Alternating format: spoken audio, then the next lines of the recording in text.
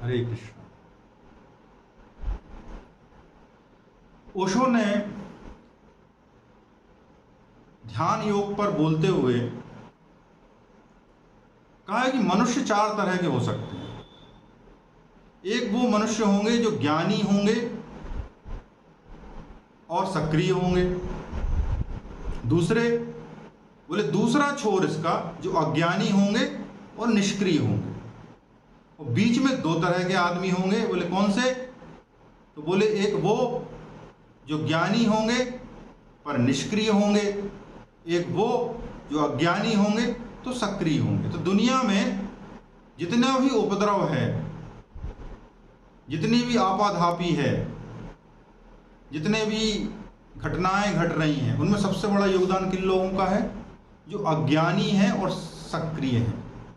क्योंकि ये दोनों आदमी तो जनता में, संसार में बहुत ही कम है, जो ज्ञानी है और सक्रिय है, या जो अज्ञानी है और निष्क्रिय है। कि अज्ञानी होगा और सक्रिय होगा तो उससे तो संसार की परम गति होगी, श्रेष्ठता की ओर बढ़ेगा। और जो अज्ञानी है और निष्क्रिय है वो तो उसके होने ना होने से कोई फर्क नहीं पड़ेगा। लेकिन दुनिया में जो सबसे बड़ा उपद्रव का कारण है वो अज्ञानी और सक्रिय लोग, और सबसे बड़ा परसेंटेज इन्हीं का है। तो कृष्ण भगवद गीता में आगे ध्यान योग के विषय में कहते हैं कि जो रजोगुणी है, यदि व्यक्ति रजोगुण की एकात्मता से पार हो जाए तो वह अपने पापों से मुक्त हो जाता है। तो मनुष्य संसार में पाप करता ही क्यों है, पापों के व्रत में आता ही क्यों है? क्योंकि उसके भीतर रजोगुण होता है। यदि मनुष्य के भीतर सतोगुण होगा तो वह शांत और स्थिर होगा, और यदि सतोगुण बढ़ेगा तो शांत भी होगा और सक्रिय भी होगा, यानी ज्ञानी और सक्रिय। रजोगुणी एक ऐसी अवस्था होती है जो मनुष्य को दौड़ाता है तो मनुष्य का चित्त पाप कर्मों में प्रवृत्त होने लगता है, उसको पता ही नहीं चलता। और यही कारण है कि वह व्यक्ति ऐसे कार्य करता जाता है जो उसे संसार में और अधिक बांधते जाते हैं। तो रजोगुणी चित्त से कोई पार हो जाए, रजोगुणी का मतलब इच्छाएं जिसमें बलवती हो, इसमें इच्छाएं बलवती होंगी तो उसके पीछे अहंकार आएगा, अहंकार आएगा तो पीछे क्रोध आएगा, क्रोध आएगा तो लोभ आएगा। ये चारों आपको जकड़ने लगेंगे तो आप उनकी पूर्ति करने के लिए भिन्न भिन्न कर्मों में प्रवृत्त होने लगोगे, और ऐसे कर्मों में प्रवृत्त होने लगोगे जिन कर्मों को आपको करना नहीं चाहिए, ना करने योग्य कर्तव्य।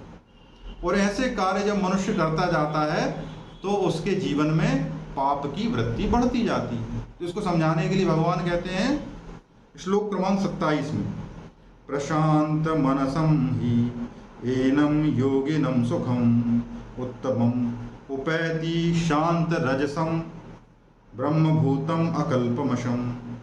जिस योगी का मन मुझ में स्थिर रहता है वह निश्चय ही दिव्य सुख की सर्वोच्च अवस्था को प्राप्त करता है। दिव्य सुख मतलब सुख, आनंद। वह रजोगुण से परे हो जाता है, वह परमात्मा के साथ अपनी गुणात्मकता एकता को समझता है। इस प्रकार अपने समस्त विगत कर्मों के फल से निवृत्त हो जाता है। मतलब कर्मों के फल को आप समझ रहे हो। यदि आपने कभी किसी के साथ कुछ बुरा बोल दिया, आपने कोई बुरा कर्म किया या अच्छा कर्म किया, तो उसका जो फल मिला, आपके अंदर जो स्मृति है, आपके अंदर जो सोचने की क्षमता है, उसका जो आपको फल मिला, तो बुरे कर्मों का फल, अकेला फल ये नहीं होता कि संसार में आपको जो मॉनेटरी गेन होता है, मन में जो फल मिला, आपके मन में रिएक्शन है कि अरे इस आदमी ने मुझसे ऐसा कहा था, इस आदमी के साथ मेरा ये हो गया था, मेरे साथ इसने ऐसा किया था। ये कर्म के फल हैं जो मन में जो पाप के रूप में है, जो भावात्मक पाप के रूप में है। तो रजोगुण जो होता है उसकी जड़ है। तो भगवान कहते हैं कि जो रजोगुण से पार हो जाता है वह परमात्मा के साथ अपनी गुणात्मक एकता को समझता है। तो कहाँ से पार हो गया व्यक्ति? रजोगुण से पार। उस प्रकार अपने समस्त विगत कर्म के फलों से निवृत्त हो जाता। तो उसके जो पीछे की जो पाप वृत्ति है, जिससे वो परेशान है, जिससे वो फियर्ड महसूस करता है, जिससे उसको एंजाइटी होती है, जिसको पूरा करने के लिए वो और दौड़ता है, और धन इकट्ठा करता है, और श्रेष्ठ बनने के लिए और बड़ा पद चाहता है, तो वो जो घटनाएं उसके भीतर हैं, जो उसके पूर्व जन्म से लेके, बचपन से लेके अभी तक के लिए हैं, वो जो गुण है रजोगुण, उस गुण से पार आने को भगवान कहते हैं। जो उस गुण से पार होगा वह किस अवस्था को प्राप्त हो जाता है? दिव्य सुख की सर्वोच्च अवस्था।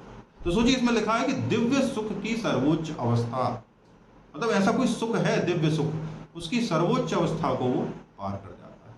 आशा करता हूँ कि आपको भी दिव्य सुख की लालसा पैदा हो और हम सभी उसकी ओर बढ़ें। श्लोक कार्य सुनने के लिए बहुत बहुत धन्यवाद। हरे कृष्ण।